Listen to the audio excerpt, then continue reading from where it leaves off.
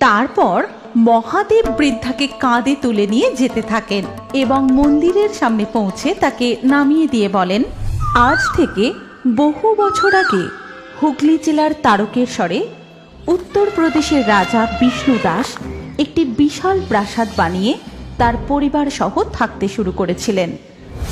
রাজা বিষ্ণু দাসের একটি প্রিয় গরু ছিল, তার নাম ছিল কপিলা। রাজা বিষ্ণু দাসের ভাই ভারমল রাও কপিলাকে নিয়ে রোজ জঙ্গলের মধ্যে গোচারণে যেতেন, কিন্তু প্রতিদিনই কপিলা হঠাৎ দৌড়ে জঙ্গলের ভিতরে কোথাও যেন একটা চলে যেত। এমন ঘটনা প্রতিদিনই ঘটতে থাকে। এমনই একদিন ভারমল রাও কপিলার পিছু নেয়।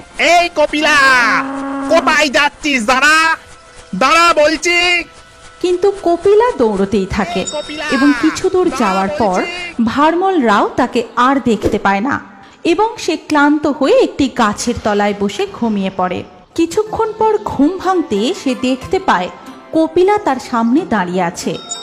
এইভাবেই দিন কাটতে থাকে। রাজা বিষ্ণু দাস লক্ষ্য করেন কপিলা দুধ দেওয়ার পরিমাণ দিন দিন কমিয়ে দিচ্ছে।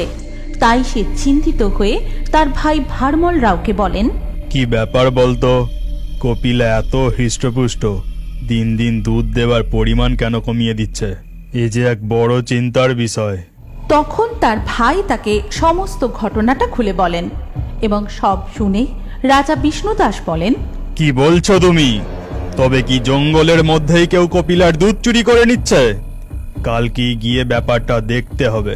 পরের দিন রাজা বিষ্ণু দাস তার কিছু সৈন্য এবং গ্রামবাসীদের নিয়ে ওই জঙ্গলের মধ্যে যান এবং সেখানে গিয়ে তিনি যা দেখতে পান তাই দেখে রাজা বাকরুদ্ধ হয়ে যান। রাজা দেখেন মাটির মধ্যে একটি অর্ধেক বেরিয়ে থাকা পাথরের সামনে দাঁড়িয়ে আছে কপিলা এবং সে ওই পাথরটির ওপর তার গোদুগ্ধ মিশ্রিত করছে। এই দৃশ্য দেখে গোটা গ্রামবাসী হতবাক হয়ে পড়ে এবং তারপর মাটি খুঁড়ে সেই পাথরটিকে তুলে আনা হয়। রাজা স্বয়ং সেই পাথরটিকে তার গৃহে নিয়ে যান এবং সেই রাত্রেই রাজা স্বপ্নে দেখেন, বিষ্ণুদাস, ওঠো বিষ্ণুদাস, ওই পবিত্র পাথরের মধ্যে স্বয়ং আমি বিরাজমান। আমি তোমাকে আদেশ করছি, তুমি এখানে আমার একটি মন্দির প্রতিষ্ঠা করবে, যার নাম হবে বাবা তারকনাথের মন্দির। আর তুমিই হবে আমার মন্দিরের প্রধান পুরোহিত। আর এই মন্দিরের নাম অনুযায়ী এই স্থানের নাম হবে তারকেশ্বর। এমন স্বপ্ন দেখে রাজার ঘুম ভেঙে যায় এবং পরের দিন থেকেই তিনি মন্দির নির্মাণের কাজ শুরু করেন। এইভাবেই প্রতিষ্ঠা হয় তারকনাথ বাবার মন্দির এবং রাজা বিষ্ণুদাস হয়ে ওঠেন ওই মন্দিরের প্রধান পুরোহিত। এরপর কেটে যায় বহু বছর। বাবা তারকনাথের মহিমার কথা ছড়িয়ে পড়ে দেশ বিদেশের নানান প্রান্তে। আজও বহু দূর দূরান্ত থেকে লক্ষ লক্ষ ভক্তগণ শ্রাবণ মাসে বাবার মাথায় জল ঢালতে আসেন তাদের মনস্কামনা পূর্ণ করতে।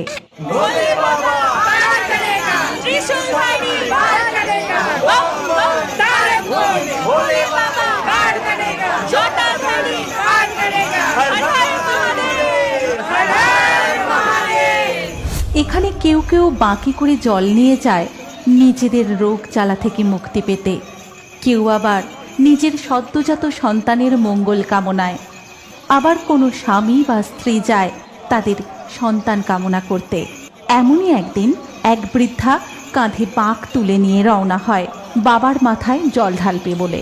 এ ভোলে বাবা পার করেগা, ত্রিশূলধারী পার করেগা। কিন্তু কিছু দূর গিয়েই বৃদ্ধা আর পা এগোতে পারেন না। তিনি রাস্তার ধারে বসে পড়েন। সেই প্রচণ্ড ভিড়ে সবাই তাকে এড়িয়ে চলে যায়। তখন বৃদ্ধা কাঁদতে কাঁদতে ভোলা বাবাকে স্মরণ করে বলেন, হে ভোলা মহেশ্বর, আমি যে আর হাঁটতে পারছি না বাবা, আমায় শক্তি দাও। থমকে তোমার মাথায় জল ঢেলে আমি দু চোখ বন্ধ করলে তবেই মুক্তি পাবো বাবা। জয় জয় ভোলা মহেশ্বরের জয়। এদিকে স্বর্গে বসে মহাদেব ও মাতা পার্বতী সমস্ত ঘটনাটা দেখেন এবং মাতা পার্বতী বলেন, স্বামী, এ আপনার কেমন লীলা? আপনার এমন পরম ভক্ত সেই কোন দূর থেকে ছুটে এসেছে আপনার মাথায় জল ঢেলে পূর্ণ অর্জন করবে বলে, আর আপনার সেই ভক্ত এত কষ্ট পাচ্ছে দেখেও আপনি যাবেন না? আমি অবশ্যই যাব পার্বতী। আমি আমার কোনো ভক্তকেই কখনো নিরাশ করি না। এই বলে মহাদেব সেখান থেকে অদৃশ্য হয়ে সেই বৃদ্ধার কাছে যান আর বলেন, বুড়িমা, ও বুড়িমা, বলি এই বয়সে তুমি কি না কাঁধে বাঁক নিয়ে বেরিয়েছো বাবার মাথায় জল ঢালবে বলে? এই বয়সে তুমি এসব পারো? এখন এসো, চড়ে বসো দেখি আমার কাঁধে। আমি তোমায় নিয়ে যাচ্ছি বাবার মন্দির পর্যন্ত। কে কে বাছা তুমি? এমন ভোলা মহেশ্বরের মতো সেজেছ? ও বুঝেছি, তুমি হচ্ছ বহুরূপী। সে তুমি যা ইচ্ছা ভাবো, এখন তাড়াতাড়ি আমার কাঁধে বসো, অনেক পথ যেতে হবে। তারপর মহাদেব বৃদ্ধাকে কাঁধে তুলে নিয়ে যেতে থাকেন এবং মন্দিরের সামনে পৌঁছে তাকে নামিয়ে দিয়ে বলেন, যাও বুড়িমা, এবার তোমার ভোলে বাবার মাথায় জল ঢেলে এসো। তখন বৃদ্ধা তার ঝোলা থেকে 2 টাকা বার করে তাকে দিতে গিয়ে দেখে, এই নে বাবা, এই 2 টাকা তুই।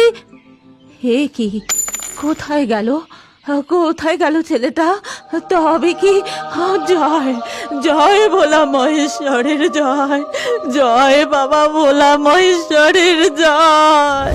এরপর লক্ষ লক্ষ ভক্ত বাবার মাথায় দুধ জল ঢালতে থাকে।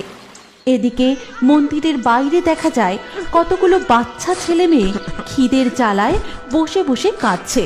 আর যত দর্শনার্থী যাচ্ছে বাচ্চাগুলো তাদেরকে বলছে, আমাদের 2 খেতে দাও না গো, বহুদিন আমরা কিছু খেতে পাই না। তোদের এখন কি খেতে দেবো রে? যা সরে যা বলছি, একদম আমায় ছুবি না। কোথায় না কোথায় নোংরা জায়গায় ঘুরে বেড়াস। ওই যে তোমাদের ঘটিতে দুধ আছে, আমাদের একটু দুধ দাও না গো। সত্যি বলছি, আমরা অনেক দিন কিছু খেতে পাইনি, একটু খেতে দাও না গো। এই দুধ বাবার মাথায় ঢালার জন্য এনেছি, তোদেরকে খাওয়ানোর জন্য নয়। সরে যা বলছি, সরে যা এখান থেকে। এই বলে তারা সেখান থেকে চলে যায়। স্বর্গে বসে মহাদেব ও মাতা পার্বতী এই দৃশ্য দেখে বলেন, স্বামী, এ আপনার কেমন অবিচার? লক্ষ লক্ষ দর্শনার্থী আপনার মাথায় দুধ ঢালছে, অথচ এই ছোট্ট ছোট্ট দুধের শিশুগুলো খাবারের অভাবে। না না, এই দৃশ্য যে চোখে দেখা যায় না, এভাবে তো পূর্ণ অর্জন হয় না। ওরাও যে আপনার সন্তান, আপনি কিছু একটা করুন প্রভু। তারপর মহাদেব সেখান থেকে অদৃশ্য হয়ে ওই বাচ্চাগুলোর সামনে যান আর বলেন, তোদের খুব খিদে পেয়েছে তাই না বাছা? কিন্তু তুমি কে? এমন শিব ঠাকুরের মতো সেজেছো কেন? ও, তুমি বুঝি বহুরূপী? হ্যাঁ হ্যাঁ, আমি বহুরূপী। এখন আই দেখি, এই খাবারগুলো খেয়ে নে। তারপর মহাদেব তার নিজের কোলে বসিয়ে ওই ছোট্ট ছোট্ট শিশুগুলিকে নিজের হাতে দুধ ও আরো নানা রকম ফল খাইয়ে দেন। এইভাবেই বাবা তারকনাথের মহিমা ছড়িয়ে পড়ে দূর দূরান্তে।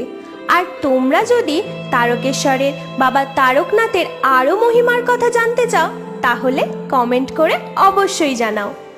এই গল্পের পরবর্তী অংশে কি হতে চলেছে আপনি কি জানতে চান? তাহলে আমাদের ফেয়ারি টুনস বাংলা কার্টুন পেজটির ফলো বাটন ক্লিক করে এক্ষুনি ফলো করে নিন। আর আপনি যদি কার্টুন প্রেমী হয়ে থাকেন, তাহলে এই গল্পটি অবশ্যই শেয়ার করুন। তাহলে বন্ধু, আবার দেখা হচ্ছে আমাদের পরবর্তী ভিডিওতে।